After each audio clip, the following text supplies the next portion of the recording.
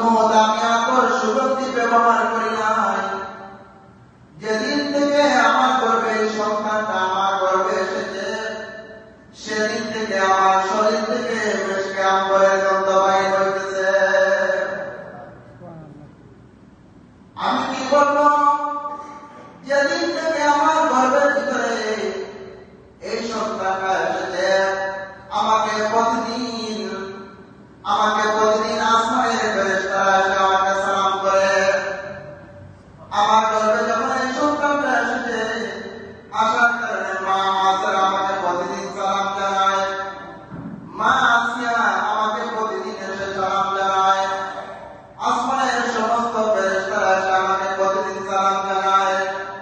ও বাবা, শ্বশুর বাবা, শুনো, আমার সন্তানটা যখন আমার গর্ভে আসলো, আসার কারণে আমি যখন জমিনের মধ্যে পড়া দেই, পড়া দেওয়ার কারণে জমিনে যদি কাটা হয়, আমার এই সন্তানের কারণে কাটাটা ফুলে পরিণত হয়ে যায়। আমি যখন পাথরের মধ্যে পড়া দেই, পড়া দেওয়ার কারণে পাথরটাও মোমের মতো হয়ে যায়। এটা আমি কোনো সুগন্ধি ব্যবহার করি না। এই গন্ধটা আসার কারণে, নামটা আসার কারণ হলো আমার পেটের ভিতরে সন্তান। তাহলে দেখেন, আল্লাহ পয়গম্বর সাল্লাল্লাহু আলাইহি ওয়াসাল্লাম মায়ের গর্ভে আসা থেকে নিয়ে অনেক কিছু আশ্চর্যজনক বিষয় শুরু হয়েছে।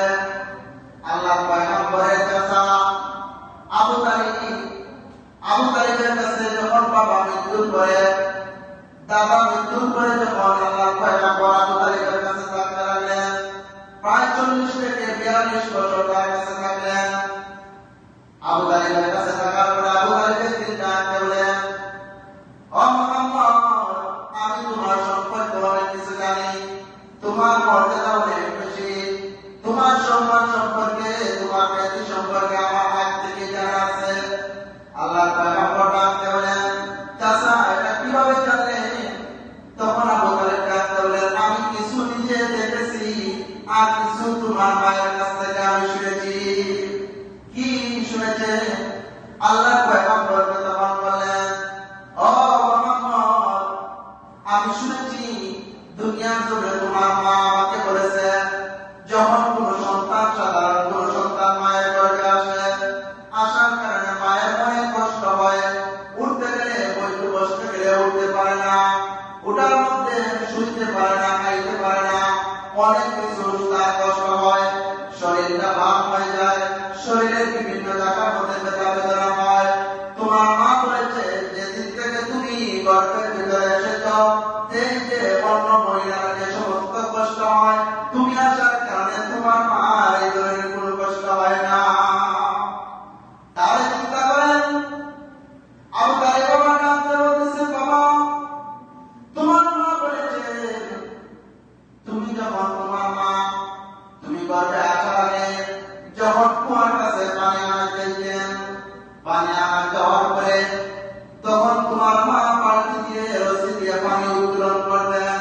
কিন্তু যেদিন তুমি তোমার মায়ের গর্ভে হয়েছ, আসার কারণে সেদিন থেকে যখন তিনি কুয়ার কাছে পানি আনতে যেতেন, তিনি যাওয়ার সঙ্গে সঙ্গে কুয়ার নিচের মধ্যে পানি থাকত। আর তোমার মা যখন পানি আনার জন্য যাইতেন, সঙ্গে সঙ্গে কুয়ার পানিটা একবারে ভরপুর হয়ে যেত। এটা তোমার মর্যাদা ছিল, তোমার জন্ম থেকে নিয়ে, তুমি গর্ভে আসার পর থেকে নিয়ে, এটা তোমার বড় মর্যাদা ছিল। আমি তোমার সম্পর্কে জানি। তোমার মা বলেছেন, যখন তোমার মা ঘর থেকে বাইরে হইতেন, পর্যন্ত রোদের ভিতরে যখন ঘর থেকে বাইরে হইতেন, বাইরে হওয়ার কারণে তার শরীরে যে রোদ থাকবে, আল্লাহ তাআলা এটা সহ্য করতে পারে না। এই জন্য তোমার মা বলেছেন, ওই রোদের উপরে, তোমার মায়ের মাথার উপরে আল্লাহ